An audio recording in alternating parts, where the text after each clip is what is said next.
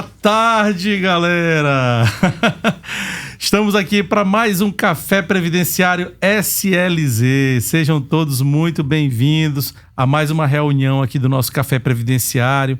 É com grande satisfação que a gente volta aqui. Qual é o encontro da gente aqui, doutor Osmar? O senhor contou? Hoje, boa tarde no Pod Previs. Hoje é o nosso quinto episódio, doutor Geraldo. Quinto, olha aí. Já estamos indo pro quinto. Verdade. Quinto episódio, o nosso tema de hoje é a decisão do tema 358 da ATNU e as suas implicações no planejamento previdenciário. Rapaz, e para falar sobre esse assunto, eu vou te dizer, tem que ser uma pessoa muito voltada para o planejamento previdenciário. E eu vou puxar a sardinha aqui, porque eu confesso que eu acabei de conhecê-lo, já o conhecia de longe, mas acabei de conhecê-lo pessoalmente. E assim, para mim é uma honra receber aqui, é o doutor Ducanges. Ele é o nosso advogado, mentor, escritor, é sócio e gestor do DNS CSM Advogados Associados, um grande. Palestrante, professor de Direito Previdenciário, de pós-graduações, tem um curso, ele é autor do curso e do livro Algoritmos do Planejamento Previdenciário. Olha o nome aí do livro, né? O nome do livro já lembra... Agora, sim, lembra o nome planejamento, mas por uma vertente, eu acho que mais voltada para o cálculo, né? Para a ideia de apuração aritmética. E olha que quando eu li aqui o título do livro, eu lembrei um pouquinho das minhas raízes, porque eu, antes de ser advogado, eu fui bancário. Né? Antes de advogado, fui servidor da Justiça Federal, mas eu fui antes bancário. Trabalhei dentro do Banco Real durante 9 anos e fui estudante de Economia na Universidade Federal do Maranhão e de Administração de Empresas na Universidade de Brasília, na UNB. Foi a minha maior conquista, foi entrar naquela Universidade Federal lá, mas eu confesso que eu não era muito bom na conta matemática. Mas aqui a gente está com alguém que sabe. Dr. Valbert, muito obrigado por receber o nosso convite, de estar aqui presente e poder compartilhar com os nossos podprevis. Seja bem-vindo ao nosso café. Seja bem-vindo, doutor. Boa tarde, podprevis. Com muita honra estou aqui. Agradeço pelo convite do amigo Osmar, que já conheço de longas datas, ao amigo Geraldo, que tive a honrosa oportunidade de conhecê-lo presencialmente aqui. E vou presenteá-lo, uma vez que o Dr. Osmar já tem o meu livro, com a nossa obra Algoritmos do Planejamento Previdenciário. Olha aí, pessoal, ganhei o dia, viu? Uma obra que apresenta os principais pilares, né, do direito previdenciário e faz uma abordagem um pouco além do planejamento previdenciário na via previdenciária. Também aborda questões financeiras como uma alternativa de melhorar a renda de aposentadoria. Lembrando que a aposentadoria não significa inatividade, significa renda. Então, o livro aborda esses aspectos também. Como transformar a aposentadoria em investimento. Isso é bem bacana. Eu sei que o nosso convidado, ele faz não só a questão da área do regime geral de previdência, mas também ele vai além. Além até da previdência privada, e que ele é lá na complementar. Né? Dr. Valbert, muito obrigado mais uma vez por estar vindo e poder estar compartilhando aqui nesse bate-papo do nosso Café Previdenciário. Muito obrigado, doutor. Muito obrigado pelo presente. Doutor Valbert. Começando aqui, é uma questão assim que me chama a atenção, né? Em relação a gente vai tratar aqui do tema agora, mas que me chama muita atenção em relação ao planejamento previdenciário, é que existe uma cultura dentro, né, da nossa sociedade que prega que a aposentadoria não é algo bom, né? A gente ouve muito isso. Tipo assim, às vezes você recebe aquele cliente que tem um pouquinho de poder mais aquisitivo, né? Ele tem imóveis, tem fundos, tem aplicações, tem ações, né? Investe no Tesouro Direto. Aí diz, para que eu vou gastar meu dinheiro aí com aposentadoria, quando eu posso ganhar muito mais em outra coisa? E uma coisa assim que eu gosto muito de falar para essas pessoas é, gente, a gente não pode se esquecer que o básico é o menos oneroso. E o básico e menos oneroso aqui é a previdência pública. É aquela previdência ali que você não paga taxa de administração, não paga taxa de carregamento. Então, deixar a aposentadoria de lado, sob o argumento de que o planejamento da vida financeira deve levar em consideração outras coisas, eu acho que é um mito que deve ser combatido, né? Mas hoje a gente tem alguém com autoridade aqui para falar um pouco para a gente de planejamento previdenciário e dentro dessa ótica que é o tema em questão aqui, que a gente vai tratar, que esse tema... Já ia pedir para o doutor já fazer a leitura do tema 358 da TNU para que os nossos podprévios possam estar se situando e o doutor poder estar discorrendo, falando aqui, conversando, fazendo esse bate-papo conosco. Perfeito. Doutor Geraldo, então vamos ver o que ficou decidido nesse tema 358. Eu vou ler aqui a tese do julgamento logo, tá bom? Para que todos conheçam, né? Então a tese do julgamento diz assim, ó: tempo de contribuição e carência são institutos distintos. Carência condiz com contribuições tempestivas. O artigo 18 da Emenda Constitucional 103 de 2019 não dispensa a carência para a concessão de aposentadoria. Essa, portanto, é a tese do julgamento e a gente aqui está com uma grande autoridade para poder falar para a gente sobre esse assunto na ótica do planejamento previdenciário. Perfeito, doutor Geraldo. É importante mencionar, de início, o caso que gerou o tema 358 da TNU. O caso era de uma senhora que já tinha a idade para se aposentar, mas não tinha o tempo mínimo de contribuição, que seria de 15 anos. Então, ela efetuou um pagamento em atraso, contando que esse período seria contabilizado como carência, né? Já que como tempo de contribuição é pacífico que sim. O processo chegou à TNU, agora, pelo tema 358, e foi decidido que deve sim constar a carência, uma vez que a carência é um conceito que sempre esteve presente nas leis infraconstitucionais, nunca esteve presente na Constituição Federal. A Constituição nunca tratou de carência. Sempre foi a lei de benefícios, né? Em primeiro momento, lá no artigo 24, inclusive conceitua como o período mínimo de contribuições para você acessar determinado benefício. Então, por mais que no texto da Emenda Constitucional 103 de 2019, que representa a reforma da Previdência, em seu artigo 18, não conste a expressão carência ou requisito carência como condição de acesso, a carência, sim, deve prevalecer. Até porque, se assim não fosse, contrariaria o conceito de previdente. Todo o sistema previdenciário, inclusive é sempre bom lembrar o que significa INSS, Instituto Nacional do Seguro Social. Então, a gente tratou aqui sobre justamente isso para os nossos podprévios, né? Porque não só quem aqui está nos ouvindo, nos assistindo, além de serem os gestores, os aplicadores do direito, né? Nós temos também outras pessoas e que traz uma forma até de informação. Então a gente tem que trazer isso para eles. Perfeito. Não à toa, e corroborando o que todos nós falamos até o momento, o artigo 18 da reforma da Previdência, que traz a regra de transição da aposentadoria por idade, a aposentadoria que antes da reforma, exigia 180 meses de carência e a idade, e agora passou a exigir idade, mantendo-se a carência e mais tempo de contribuição, que na regra de transição é de 15 anos, seja para o homem, seja para a mulher. O artigo 18 faz remissão ao inciso 1, parágrafo 7º do artigo 201 da Constituição Federal. E esse artigo determina que a aposentadoria é concedida nos termos da lei. Qual lei? Lei de benefícios, que trata sobre carência. Em seu artigo 25, determina os períodos de carência para cada benefício. Perfeito. Então a carência sempre existiu, ela nunca deixou de existir por não haver uma manifestação no artigo 18, no texto do artigo 18. Perfeito. Então é bem aí, doutor, que surge para a gente essa curiosidade, né? Bem, na verdade, assim, vamos lembrar do contexto em que a gente se encontra aqui. Eu lembro que quando surgiu ali a redação do artigo 18, né, criou-se uma expectativa, né, que nem o doutor falou, tanto que viraram várias ações, né, subindo lá acerca do pagamento de parcelas em atraso. E agora, assim, um detalhe que a gente tem que lembrar é que, assim, eu lembro isso com muita clareza, porque a parcela paga em atraso não necessariamente ela deixa de compor a carência, né?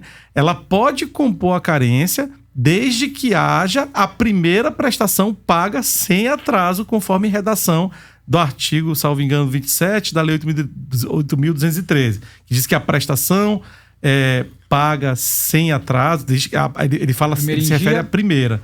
Aquela que é paga com atraso, ela vai poder ser considerada para fins de carência, mas desde que não se perca a qualidade de segurado. E é bem aí que a gente vê, assim como o doutor acabou de falar, que a gente percebe que é necessário fazer uma leitura técnica, né? O doutor acabou de dizer aqui que a Constituição fala na forma da legislação. Então, essa disposição lá da emenda constitucional, ela não afastou, então, doutor, a carência, a exigência da carência, como muitos esperavam, né? Não, de forma alguma, inclusive, reforçando o entendimento, a carência, ela é uma blindagem do sistema previdenciário, né? A gente tem que entender que o sistema previdenciário é de repartição simples, então uns pagam para outros receberem.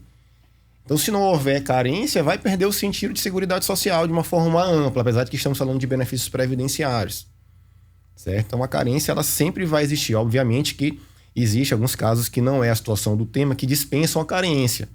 Mas você tem que, pelo menos, ter um pagamento para ter a qualidade segurada. Então, há uma carência, nem que seja mínima. Perfeito. No caso do contribuinte individual, que foi o foco do tema 358 da TNU, né? Que a responsabilidade tributária pelo recolhimento é dele, e não do empregado, como é o tomador de serviço, no caso do empregado, do avulso ou do doméstico. Tá? E é interessante que o ponto que gerou essa decisão é pagamento em atraso. E quando a gente fala de pagamento em atraso, a gente tem que fazer uma volta ao tempo.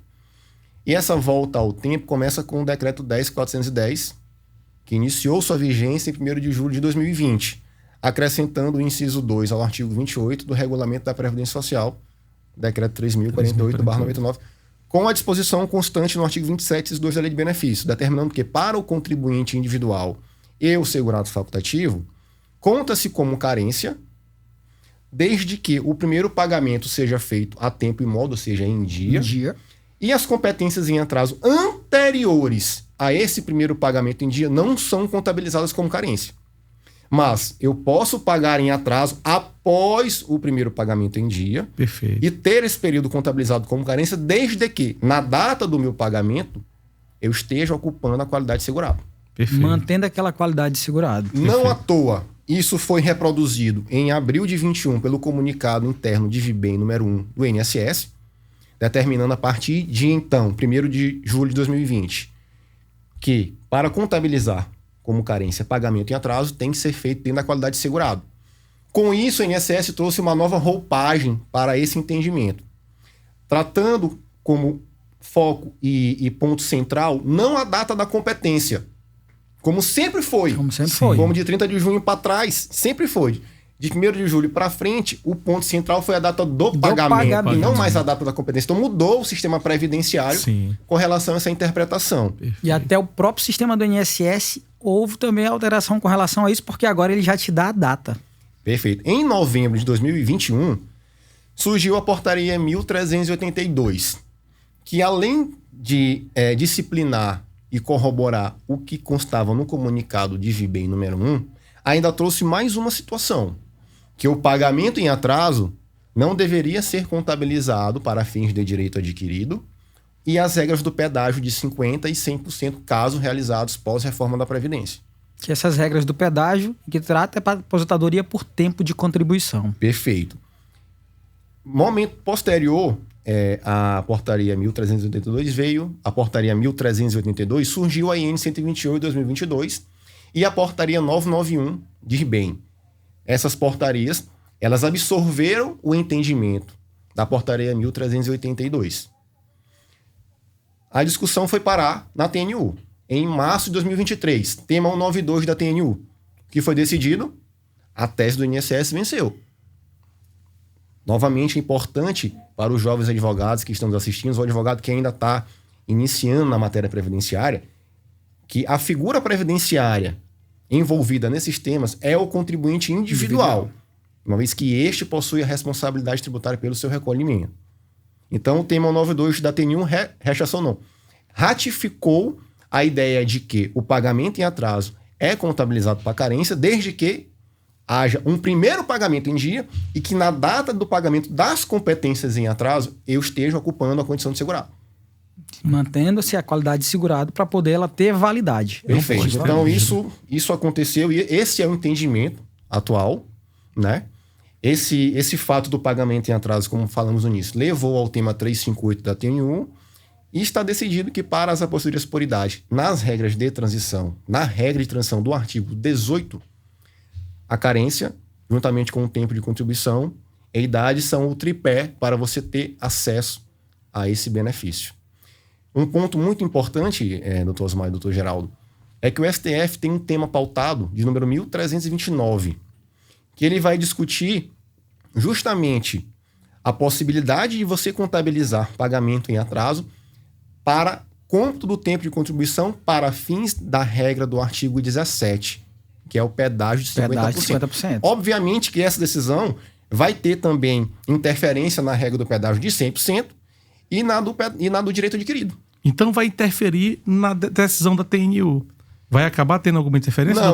Não vai ter interferência. É como se fosse uma forma de complementação. O tema 358 da TNU apenas discute se carência é um requisito ou não para ter acesso ao benefício. De aposentadoria por idade. Isso. Já o tema... Desculpe, eu me referia às regras de transição, a aplicação das regras de transição pelo decreto. Vai ter total interferência. Vai ter interferência, né? Nesse julgamento que eu tô falando. E aí tem uma interferência, sobretudo nos planejamentos previdenciários. É nessa hora que eu creio que a TNU vai ter que rever o seu julgado, se for diferente o resultado da Suprema Corte, né? Talvez sim. Sim. Eu acredito que o STF vai adotar a tese do INSS, uma vez que eles vão adotar um regime de data de pagamento e não de competência. Sim. Né? Porque, de certa forma, por mais que o fato gerador da contribuição previdenciária seja o exercício da atividade remunerada, né? Digamos que o pagamento, como aconteceu no momento posterior, o patrimônio previdenciário dessa pessoa só tem esse período pós-pagamento. Esse é o entendimento de quem defende essa tese. Não estou aqui trazendo minha opinião, que é certo ou errado, mas estou trazendo os apontamentos de quem defende um lado da tese e de quem defende outro lado da tese. Mas é só a minha opinião, a gente tem que aguardar o julgamento do STF. A verdade é que o tema pagamento em atraso é um tema muito delicado. Há muita confusão, inclusive na ementa do tema 1329, que eles vão discutir pagamento em atraso. Se você abrir no Google aí, doutor Geraldo, consta contribuição abaixo do mínimo. Nem o STF está sabendo de certo o que vai decidir. Sim. Inclusive, é bom que se diga que o próprio artigo 9º, parágrafo 6º da portaria 1382, que foi o primeiro a disciplinar que pagamento em atraso não seria utilizado para fins das regras de pedágio 50%, 100% do direito adquirido, em seu parágrafo 6º determina que esse entendimento não se aplica quando estivermos diante de pagamento abaixo do salário mínimo. Então, o próprio INSS trouxe a clareza. Sim. Clareza esta que está sendo discutida no Poder Judiciário, tornando este mais realista que o rei. Realista que o rei. Entendeu? Então, é um ponto muito importante. Sem dúvida. O tema 1329... técnicas que vão ter um impacto muito grande na vida contributiva, previdenciária dos segurados. Eu faço muito planejamento previdenciário, doutor Osmar, e eu sempre tenho muita cautela, porque hoje a informação ela é muito fácil. Então, um cliente às vezes vem com uma aula do YouTube, ou ele vem com o Google, ou ele vem do ChatGPT, e às vezes ele já vem direcionado para pagamento em atraso, mas às vezes ele não consegue comprovar a atividade. E você pegar uma guia do INSS, imprimir uma guia e pedir para o cliente pagar 20, 30 mil reais, você tem que estar muito seguro daquela situação. Eu nunca fiz vai valer. Isso. Sempre que eu fiz isso, eu faço um requerimento prévio no INSS sobre essa situação. Seja no requerimento de aposentadoria, seja no requerimento de ajuste de CNIS. Para eu entender a manifestação do INSS, para depois isso servir de prova favorável para o meu cliente, caso a decisão seja de indeferimento do benefício. É o mais seguro e sensato a ser feito, doutor Geraldo. Sem dúvida. Então, eu até falo que quando você quer pedir esse pagamento em atraso, é interessante de que ele faça o requerimento para o próprio INSS, para que o próprio INSS, e você diga lá, seja claro, olha, eu quero pagar este período, ou se for um caso até indenizá-lo, mas eu quero para que tenha contagem para o meu tempo de contribuição. Eu quero também que tenha a possibilidade de dizer para que eu pague, tenha carência ou que faça uma retroação da DIC.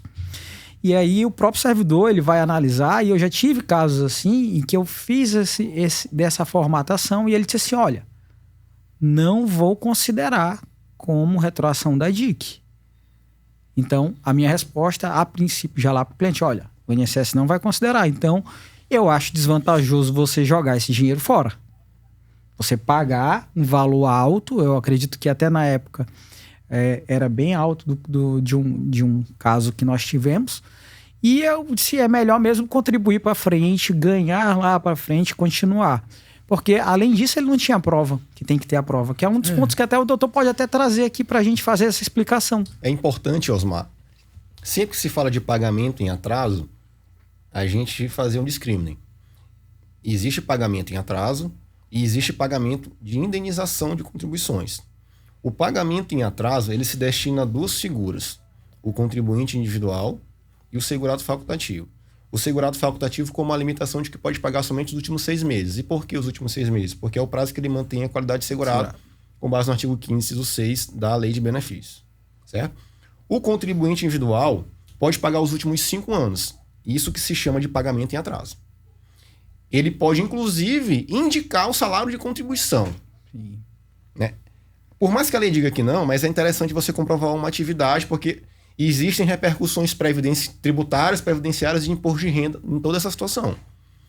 Quando as competências que você deseja pagar em atraso ultrapassam os 5 anos, aí nós já estamos falando de indenização de contribuições. Isso. Você não tem o condão de escolher o salário de contribuição. Vai ser feito uma média, 80%, o cálculo antigo. Cálculo antigo das médias. Artigo 45A da Lei de Custeio. Feito uma média de todo o seu salário de contribuição, tem que ser feita uma desindexação, né? Para gerar a média que vai pagar. E você comprovando que exerceu atividade remunerada vai gerar a média para que você venha pagar e tem juros, correção monetária e etc. Então, assim, os planejamentos previdenciários, e só fazendo um parênteses aqui, eu vejo hoje muita gente falando de planejamento previdenciário pensando que importar um QNIS no sistema de cálculo e um relatório de 2 páginas é planejamento. Isso é um tiro no pé. Quem faz isso está cometendo um suicídio previdenciário. Né? No nosso escritório a gente tem um lema: não tratamos com processo, tratamos com vidas. Com vidas. Ali há uma vida inteira de trabalho, de sacrifícios, de dedicação, né? de suor. Então você vender um planejamento previdenciário com 2 laudas de um relatório no sistema de cálculo é um absurdo. Muito arriscado, né? É muito arriscado. É muito arriscado.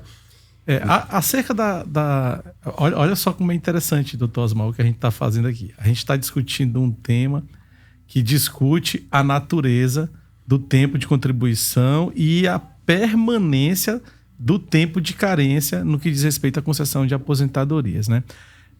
Notadamente, quem vai atrás da prova da carência é porque sequer satisfez o requisito mínimo, né, que são os 15 anos, para quem estava afiliado antes da emenda constitucional 103/2019 e para aqueles depois o tempo maior. Mas vejam só que esse tema é interessante a gente ver aqui, que a gente não tem como deixar de falar de programação previdenciária e de arrecadação de parcelas em atraso, porque a gente está falando aqui, notadamente, de tempo de contribuição nesse momento. Não estamos falando aqui da carência. Estamos falando de uma pessoa, uma figura ímpar no direito dos segurados, que se trata do segurado, do contribuinte individual, e que prova a sua atividade. Agora, vejam só, todo o caminho que a gente tem da jurisprudência em relação ao reconhecimento da filiação para fins de indenização de parcelas alcançadas pela decadência, a gente percebe que o STJ se inclina pela aplicação de um princípio, que é o maior princípio do direito previdenciário, que é o tempus regi actum, né? Tanto que foi por meio dele que ele afastou multa e juros para aqueles períodos que devem ser indenizados antes da vigência da medida provisória que instituiu a multa e os juros. E aí a gente percebe que esse princípio ele acaba sendo basilar para o enfrentamento do cálculo, que hoje eu queria até que o doutor nos falasse, isso inclusive está hoje já dentro da própria norma administrativa, não tá? Salvo engano, a IN ela incorporou a questão de afastar multa e juros. A IN 128. Vai até outubro de 96, né? Já está na norma administrativa. Já está na norma administrativa. Então, se você for indenizar esse período anterior, tu não vai ter nem multa, nem juros, só depois, e que faz aquele cálculo que ele trata sobre é interessante essa questão de outubro de 96, né? O planejamento previdenciário, eu costumo dizer que é uma cirurgia previdenciária. Então, essa questão de pagamento em atraso, você tem que entender o seguinte. O período básico de cálculo é julho de 94 para frente. Então, se você pensa em indenizar algo antes de julho de 94, talvez não sirva para nada, se for só para tempo de contribuição, porque aquilo ali pode ser contabilizado para nada. Né? Porque se é de julho de 94 para frente, a revisão da vida toda não vingou, né? Infelizmente. Uma pena. Então pode ser um tiro no pé duplo. Você vai gastar um dinheiro e não vai ter um acréscimo de renda mensal. Porque o advogado previdenciarista ele não pode se resumir apenas a informar o cliente, olha, você tem direito a se aposentar porque você já tem idade X, o tempo de contribuição Y é carência Z. Você tem que transformar isso fazendo uma concatenação com a regra de cálculo de cada regra de transição para entender quanto ele vai ter de renda mensal. Perfeito. Porque nada adianta. Qualquer pessoa sabe informar isso. Isso é o básico do básico. Então a gente tem que fazer uma concatenação de salário de contribuição, de descarte, de aumentar o coeficiente, tornar essa balança equilibrada. Então, por exemplo, aqui já uma matéria de cálculo. Um salário de benefício cheio, multiplicado por um coeficiente baixo, talvez gere uma renda mensal bem maior do que um salário de benefício menor e um coeficiente alto. Perfeito. Entende? Então, assim, todas essas questões, elas vão ter interferência, sim, na regra de acesso ao benefício, mas desde o início você já tem que ter uma visão ampla para perceber a interferência no cálculo do benefício. No cálculo do benefício. Perfeito. Até mesmo porque, o planejamento previdenciário ele é muito importante por conta desses detalhes que o Dr. Valber está trazendo. E nem sempre o que você vai achar que vai ganhar mais pode ser mais vantajoso ou não. Porque você pode pagar por muito mais tempo, mas o retorno econômico financeiro por aquele benefício pode não ser vantajoso. Então, essa é uma importância do planejamento previdenciário. Daí o que o doutor Osmar falou aqui pra gente, né, quando o doutor acabou de falar, que talvez a gente tem que fazer o estudo não só retrospectivo, né? Não só o estudo retrospectivo, mas também o prospectivo. Porque às vezes você fazer força para indenizar a parcela atrás, como o doutor acabou de falar, né? Nosso convidado aqui de honra falou com muita autoridade, realmente, porque às vezes você pensa assim, eu vou indenizar lá atrás para quê? Se essa contribuição ela não vai me trazer nenhum benefício. Talvez não seja melhor eu indenizar daqui para frente, porque daqui para frente eu consigo trazer um coeficiente melhor, eu consigo trazer uma média aritmética melhor no cálculo desse benefício. Isso tudo realmente deve ser estudado. Agora, uma situação que eu acho que é bem pontual, a gente tem que lembrar, é que lá no 45A da Lei de Custeio, não temos apenas o segurado do regime geral da Previdência Social, né? Nós temos o servidor público, né? E aí é que está o pulo do gato. Porque, doutor, me permitam aqui, né? Eu costumo falar para vocês que eu gosto muito de estudar essa matéria. A sua matéria, doutor, é uma matéria que eu gosto de estudar. Gosto mesmo porque foi uma das coisas que me desafiou até mesmo de largar o cargo público para poder vir para cá para fora. Não tenho a excelência de Vossa Excelência, não sou nenhum professor da área, mas gosto muito de estudar a matéria. E uma coisa que sempre me incomodou, né, é como a jurisprudência ela caminha de forma solta e sem um arreio. Eu digo isso de uma forma bem pontual porque, assim, se você for fazer o estudo lá que legitima afastar a multa e os juros, você vai perceber que é o princípio do tempus regiae acerca da competência que se quer indenizar. A pergunta que a gente se faz é por que esse mesmo raciocínio não se aplica para a base de cálculo? Porque se você for na legislação de custeio e você olhar a evolução dessa legislação, você vai perceber que essa média aritmética lá do 45A, ela só foi instituída pela Lei 9.032 de 95. É dizer, antes desse período, o contribuinte individual que pretendesse indenizar um período, ainda que fosse alcançado pela ele pagava o valor que ele quisesse. daquela competência. Porque não existia a lei. Não existia nada que limitasse isso, né? Então ele poderia pagar no salário mínimo vigente da época. Então, assim, eu creio que o estudo do direito previdenciário, ele pode ir muito mais além do que o que a gente lê nos julgados. Basta a gente ter sensibilidade para poder ver o que o julgado está dizendo e tentar ver como a gente pode melhorar. Agora, é claro... Esses debates que são interessantes a gente trazer. Não é? É claro que isso requer um esforço muito grande da advocacia. Né? E aqui eu sei que nossos ouvintes aqui não só são advogados, né? Mas de todas as figuras. Mas se a gente não provoca, da forma correta, né, doutor? Verdade. Se a gente não provoca... Vocês terem uma ideia, voltando à questão do pagamento em atraso e desse entendimento de regime de data de pagamento, não regime de competência, TRF4 e o STJ também já tem decisões nesse sentido, a verbação de CTC. Então, o cidadão tem um tempo de serviço público, saiu do serviço público, foi para a iniciativa privada, ele quer trazer esse período público para o INSS, por meio de uma CTC. Né? Esse é um instrumento. Se ele averbar a CTC pós-reforma da Previdência, esse período averbado também não é contabilizado para as regras do pedágio de 100% e 50% de direito adquirido. Entendimento do TRF4, que fez uma extensão teratológica do pagamento em atraso do regime geral dos contribuintes.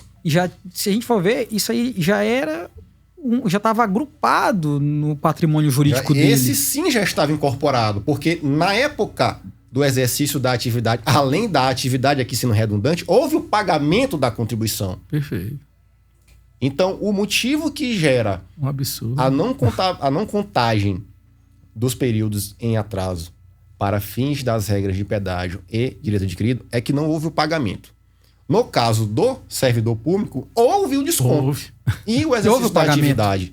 Então, o TRF4 tem alguns julgados, não é em sua totalidade, mas já tem esse entendimento de que também esse período averbado não é levado em consideração para o direito adquirido e as regras do pedágio. Então, a gente tem que tomar muito cuidado, porque hoje caminhar na via administrativa se parece mais fácil, não diria mais fácil, mas talvez mais seguro, porque a gente já sabe tudo que consta na cabeça do INSS.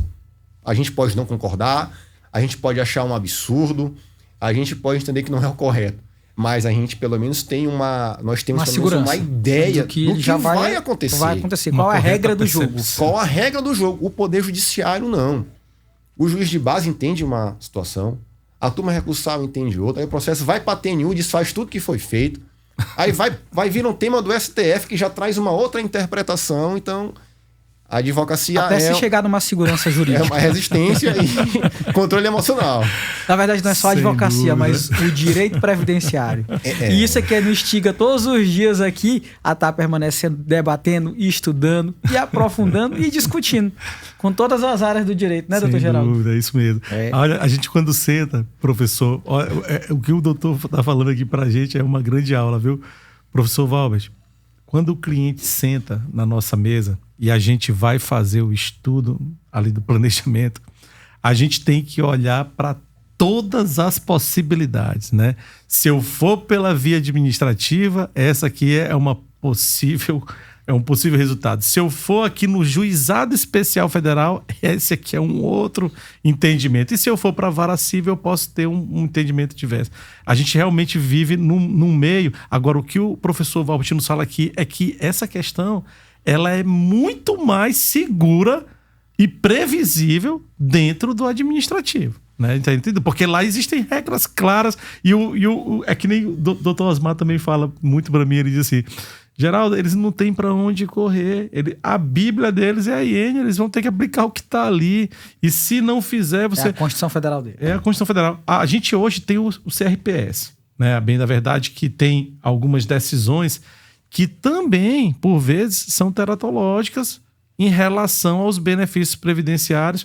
A exemplo do último congresso que a gente percebeu que houve até uma decisão em que falou que a eletricidade, depois de 95, pode ser considerada para fins... Tem uma decisão que favorece, né? Um acórdão lá do CRPS. Não, o CRPS nessa parte das aposentadorias especiais, das atividades especiais, elas são bem melhores interpretadas. Sim. E é bem vantajoso você seguir lá no CRPS. Sem dúvida, vale a pena. Doutor Valbert, eu tenho umas perguntas aqui das nossas caixinhas de perguntas aqui que os nossos podprevs mandaram para nós, né? Então teve uma aqui que perguntou o seguinte: para os segurados que perderam a qualidade de segurado e precisam de contribuições em atraso, como o planejamento previdenciário pode ser ajustado diante dessa restrição imposta pela carência desse julgado da TNU? Boa pergunta. Se a necessidade desse cidadão for tempo de contribuição, analisando as demais questões de cálculo, vale a pena o pagamento em atraso. Se a necessidade for carência, o pagamento em atraso não vai ter utilidade, pois ele não serve para carência, uma vez que na pergunta o cidadão perdeu a qualidade de segurado. Perfeito. Isso aí tem que ficar bem atento o segurado com relação a isso, né? Se ele ainda mantém ou não qualidade de segurado, para que ele possa pagar aquela em atraso.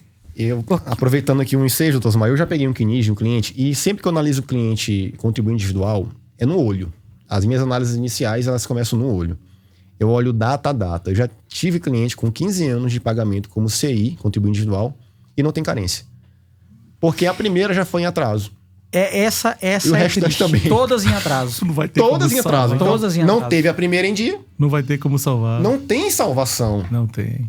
Então, assim, eu costumo falar, e eu falo nas minhas redes sociais, temos que buscar a educação previdenciária.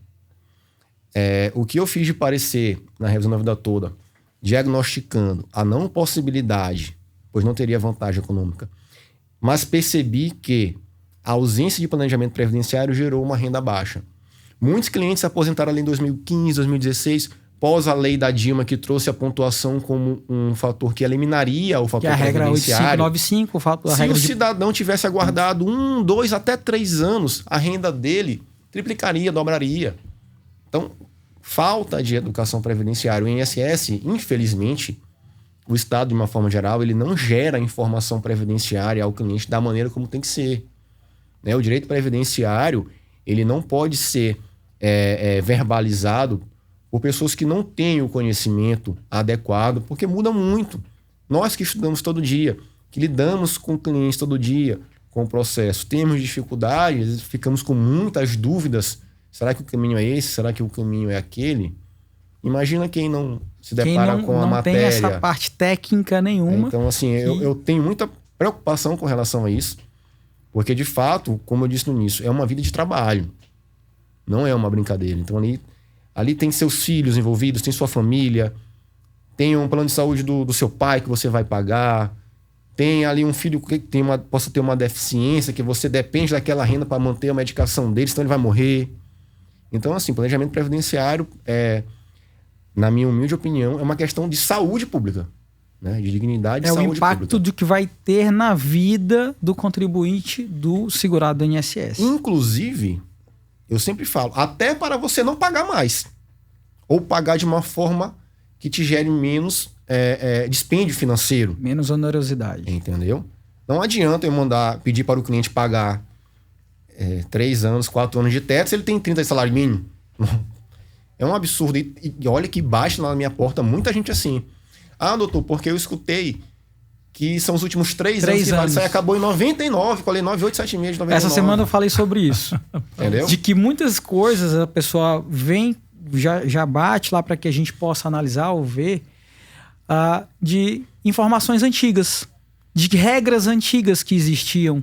Então, essa é uma delas, aquele outro mito de que se a pessoa ficar afastada do trabalho em auxílio-doença por 2 anos, já aposenta por invalidez, que também já acabou há muitos... há algumas, vamos dizer, décadas. Né? Sem dúvida. Então, são mitos que às vezes a população não tem essa informação. E o nosso dever, como operadores do direito, como instrumentadores, de que temos que fazer, é trazer essa informação, difundir. Perfeito. Perfeito. Doutor Geraldo, deixa eu ver aqui. Temos aqui mais uma outra perguntinha aqui, né, da nossa caixinha de perguntas. Vou fazer essa aqui. Ele deixou aqui, ó. Considerando, então, que a carência, né, e o tempo de contribuição são institutos distintos, né, isso ficou muito claro aí no julgamento, quais são as estratégias que podem ser adotadas para segurados que já cumpriram o tempo mínimo, mas ainda não têm a carência? A estratégia é montar um plano contributivo, e aí vai depender muito do enquadramento previdenciário. É um segurado contribuinte individual? É um segurado facultativo? Para que ele alcance, no mínimo, a carência exigida, que é 180 meses. E eu sempre gosto de dizer a seguinte situação. Ele tem que ser segurado. Porque até ele alcançar a data para se aposentar, se acontecer algum infortúnio, ele recebe benefício ou gera pensão aos dependentes. Então, a estratégia seria montar um plano contributivo, que poderia ser para um segurado facultativo de 6 em 6 meses, por exemplo. Ele sempre manteria a qualidade segurada e alcançaria a carência necessária. Né? Ou para um contribuinte individual, um plano simplificado de 11% sobre o salário mínimo, que aí independe da renda que ele ganha. Certo? Então, poderiam ser essas as estratégias adotadas. Perfeito. Dentro dessa perspectiva, tem um caso interessante que eu vivenciei na prática, de um cidadão, um senhor, já com a idade bem avançada. Ele estava beirando completar 65 anos. E ele morava sozinho, numa condição de miserabilidade. Esse meu cliente, ele, dentro dessa perspectiva que o doutor acabou de nos falar aqui, ele havia me dito que morava sozinho, né? E que recebia ajuda de terceiros e que tinha um filho dele que não compõe o grupo familiar na forma da legislação, né? Que morava distante e que, vez por outra, mandava alguma ajuda para ele. Mas aquela ajuda era uma ajuda esporádica que faltava há alguns meses, porque o filho não era com regularidade que dava aquela contribuição. A meu ver, por estar fora dentro do espectro do ambiente familiar, segundo a legislação, ele faria jus ali, sem nenhum problema, ao benefício essencial quando alcançasse a idade de 65 anos. Só que aí ele perguntou para mim: doutor, esse meu filho fica muito preocupado porque eu tenho uma doença grave e eu posso ficar numa situação perigosa, né, a qualquer momento. Qual é o conselho que o senhor me dá? Eu digo: peça para o seu filho pagar aquela contribuição mínima para você, porque isso também não vai afugentar o teu direito lá na frente, né? Porque a gente às vezes, as pessoas quando pensam no benefício assistencial, pensam que não podem estar contribuindo. E pode, né, professor? O senhor poderia nos falar um pouco sobre isso, como é que funciona? Porque a gente fala em contribuição, está recebendo um benefício essencial. A pessoa que recebe o benefício essencial, ela pode estar usando uma parte daquele valor para pagar uma prestação previdenciária? Sim, excelente pergunta. O beneficiário de benefício de prestação continuada, né, previsto na Lei Orgânica da Assistência Social, ele pode contribuir ao INSS na condição de segurado facultativo. O mais indicado é que ele pague o plano simplificado de 11% sobre o salário mínimo. Posto que o plano de 5% sobre o salário mínimo, que se refere ao baixa renda, é incompatível com o beneficiário de BPC. Pois quem é beneficiário de BPC não pode ter renda, né? E o baixa renda tem uma renda. Então, quem contribui 5% com baixa renda e recebe BPC, vai ter o BPC cortado. Então, o beneficiário de BPC... A própria legislação, ela tem um artigo da lei em que ela fala sobre isso. De que se ele já tem, ele é beneficiário do BPC e ele quer contribuir para que, eventualmente, ele acesse aos benefícios previdenciários, lembrando que o BPC não é um benefício previdenciário, é um benefício assistencial. Perfeito. A própria lei, ela proíbe isso, de que ele pague na alíquota reduzida de 5%, que é o do facultativo baixa renda. Então, se ele quiser contribuir, seria então na alíquota de 11%. De 11%, não é isso, doutor? Seu salário mínimo. Perfeito. Muito obrigado.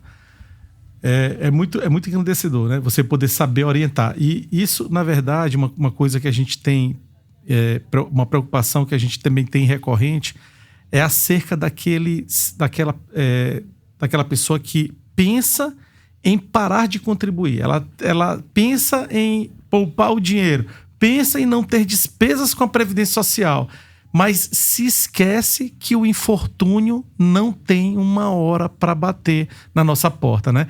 Eu falo isso nas últimas reuniões, eu sempre cito esse caso, porque é um caso que me chocou muito no início da minha advocacia. Me chocou muito porque, e eu repito aqui porque o nosso caso é esse, falando de programação previdenciária, o cliente era um engenheiro civil, uma pessoa que se tornou até meu amigo, né? Ali de tanto a gente conversar, e assim eu tinha um carinho enorme pela pessoa, né? E ele me perguntou, doutor, eu estava fazendo uma retroação da DIC. Eu tinha toda a documentação que comprovava a filiação dele. Ele tinha ARTs, ele tinha provas da prestação do labor. Nós só precisávamos, o problema dele não era carência. Ele estava beirando ali satisfazer o tempo de contribuição. Então, se a retroação da DIC vingasse, ele estaria garantido ali a aposentadoria. Então, eu já tinha dado entrada na ação dele. Estava só esperando o resultado ali. E, infelizmente, o processo da retroação da DIC, o magistrado, quando foi julgar, entendeu que havia insuficiência de provas para a qualidade. E aí a gente poderia recorrer, mas o que ocorreu? Ele foi acometido de uma doença grave. E ele tinha, na época, 63 anos de idade quando me contratou. E aí, olha que situação, professor. Ele, próximo de alcançar o requisito etário, né, me pergunta, doutor Geraldo, temos um processo de retroação da DIC que eu vou pagar na hora que me tirem as guias. Né? Então, já tinha feito a programação previdenciária, já tinha até feito o cálculo, né, para poder fazer o pagamento. E aí, a gente estava aguardando ali o deslinde, ele me pergunta, eu devo continuar a contribuir se o que eu já tenho aqui, o que a gente tem é suficiente para usufruto? Eu nunca... A pergunta dele foi muito pontual. Ele queria saber se... Doutor, se quando eu atingir 65 anos de idade e esse processo, porventura, não der certo, eu vou ter direito à minha aposentadoria? Eu digo, vai. Ele já tinha 180 meses de contribuição. Mais de tinha muito mais, estava quase... Ele só estava com... Ele só não tinha... Só precisava de 2 anos. Ele só não tinha qualidade de segurado porque ele tinha perdido. Aí ele me fez a pergunta e eu lembro de tanto fazer sentença sobre essa matéria. Eu disse, a Lei 10.666 de 2003 diz lá no seu artigo 3º que a perda da qualidade de segurado não será levada em consideração para a concessão dos benefícios de aposentadoria especial, aposentadoria por tempo de condição e aposentadoria por idade. Então, assim, eu não dei a resposta errada para ele, porque ele queria realmente parar de... Para fins de ter aposentadoria, era isso. Era isso. Mas, infelizmente, veio uma doença grave e antes de alcançar a idade...